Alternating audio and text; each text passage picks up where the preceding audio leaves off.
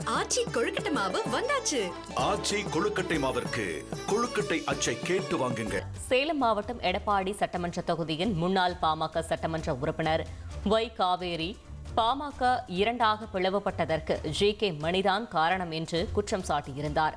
இந்நிலையில் தான் இறந்ததாக வெளியான கண்ணீர் அஞ்சலி போஸ்டரால் அதிர்ச்சியான காவேரி இதனால் கடும் மன உளைச்சலில் இருப்பதாக வேதனை தெரிவித்த அவர் இதுகுறித்து புகார் அளிக்க உள்ளதாக கூறினார்.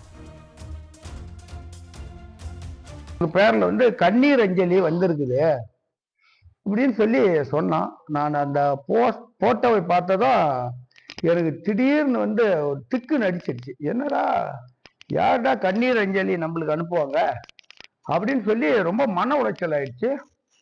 அப்புறம் அந்த தம்பிகிட்ட தொடர்பு கொண்டு கேட்டபோது இந்த தம்பி சொன்னா, அப்படியே எனக்கு இது அனுப்பின தம்பி ராயனம்பட்டியை சேர்ந்த பேர் என்ன ராஜதுரை என்பவர் தான் இதை பதிவிட்டு இருக்கிறாரு அப்படின்னு சொன்னாங்க.